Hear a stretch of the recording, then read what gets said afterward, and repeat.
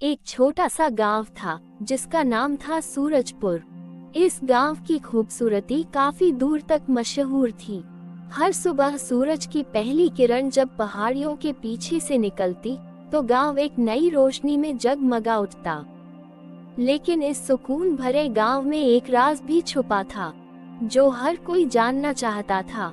इस राज को समझने वाला सिर्फ एक आदमी था, बाबा भैरव, जो गांव के किनारे एक पुरानी वीरान हवेली में रहता था। लोग कहते थे कि बाबा भैरव पहले एक विद्वान थे, लेकिन कुछ सालों पहले उनके साथ एक घटना घटी थी जिसके बाद उन्होंने गांव से सब रिश्ता तोड़ लिया।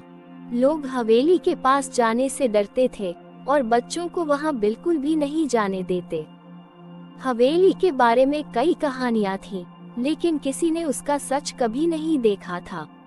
राहुल, एक 10 साल का बच्चा जो हमेशा कुछ नया करने का सपना देखता था, इस कहानी को सुनकर अक्सर सोचता था, हवेली के अंदर आखिर क्या है? क्या सच में वहाँ कुछ भूत प्रेत है या फिर ये सब सिर्फ अफवाह है? राहुल के माता पिता ने भी उसे वहाँ जाने से मना किया था, लेकिन एक दिन उसके अंदर का जज्बा उसे रोक नहीं पाया। एक शाम जब सूरज ढल रहा था और गांव के लोग अपने काम से वापस आ रहे थे, राहुल ने फैसला किया कि वो हवेली जाकर राज का पता लगाएगा। उसने अपने दोस्त अमन को भी अपने साथ ले जाने का सोचा, लेकिन अमन इस विचार से डर गया और मना कर दिया। राहुल ने सोचा, कोई बात नहीं, मैं अकेला ही जाऊंगा, मैं डरपोक नहीं हूँ। उस रात राहुल चुपके से घर से निकल गया। रास्ते में हवा तेज चल रही थी, पेड़ों के पत्ते फड़फड़ा रहे थे और अंधेरा अपनी जगह बना रहा था। जैसे जैसे राहुल हवेली के पास पहुंचता गया, उसका दिल तेज धड़कने लगा, लेकिन उसने अपने डर पर काबू पाया और हवेली के अंदर घुस गया। हवेली का दरवाजा पुराना और खतरनाक था। उसने धीरे से धक्का दिया तो दरवाजा भयानक आवाज के साथ खुल गया। अंदर का माहौल और भी डरावना था। दीवारों पर पुरानी तस्वीरें लटकी हुई थीं, जमीन पर मिट्टी के निशान और हवेली के कोने में एक पुराना झूला धीरे धीरे हिल रहा था, जैसे कोई अभी अभी उस पर बैठा हो। राहुल ने अपनी टॉर्च जलाई और हवेली के अंदर चलने लगा। अंधेरा इतना गहरा था कि टॉर्च की रोशनी भी काफी नहीं लग रही थी। उसके कदम धीरे धीरे आगे बढ़ रहे थे, लेकिन उसका डर उसके कदमों से ज्यादा तेज हो रहा था।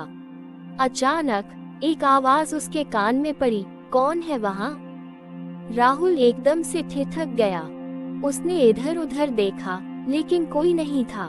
फिर से आवाज आई, मैं जानता हूँ तुम कौन हो। इस बार राहुल का डर अपने चरम पर था। उसने अपने आप को संभाला और बोला, मैं राहुल हूँ। मैं ये जानने आया हूँ कि हवेली में क्या राज छुपा है।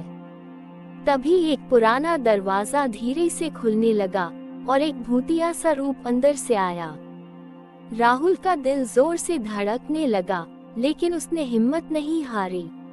उस रूप की आंखों में एक अजीब सी चमक थी। वो रूप धीरे धीरे उसके पास आया और बोला, मैं बाबा भैरव हूँ।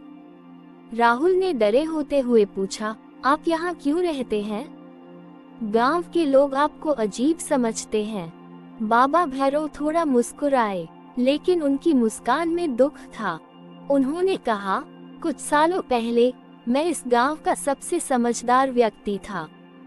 मैं लोगों की मदद करता, उन्हें नए तरीके बताता, लेकिन एक दिन मेरी बात को गलत समझा गया। लोगों ने मुझसे दूरी बनानी शुरू कर दी और धीरे धीरे मैं अकेला हो गया। तब से मैं ये हवेली छोड़कर नहीं गया। राहुल ने ध्यान से उनकी बात सुनी और बोला, लेकिन आपको ऐसा क्यों लगा कि आपको सबसे दूर हो जाना चाहिए? आप तो अब भी सबकी मदद कर सकते हैं। बाबा भैरव की आंखों में आंसू आ गए।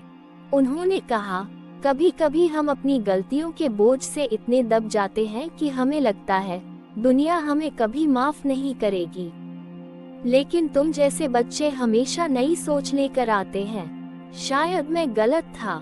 राहुल ने अपनी हिम्मत जोड़ी और बोला, गलतियां सबसे होती हैं, लेकिन उन्हें सुधारना ही असली जीत होती है। आपको वापस गांव वालों के पास जाना चाहिए।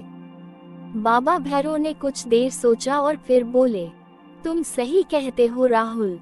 शायद मैं अपने गम में इतना डूब गया कि यह भूल गया कि लोगों को फिर से सिखाना ही मेरा असली काम है। अगले दिन राहुल ने बाबा भैरव के साथ गांव वापस आने का फैसला किया।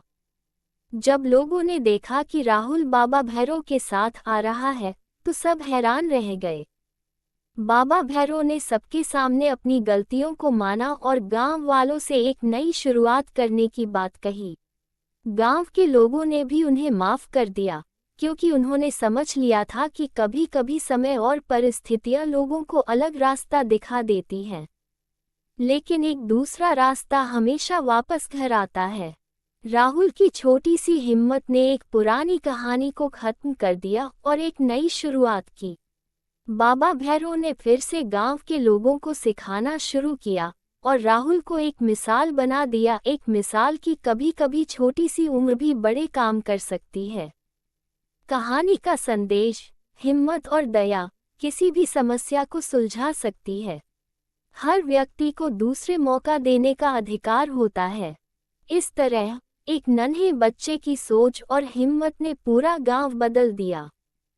वीडियो पूरी देखने के लिए बहुत बहुत धन्यवाद।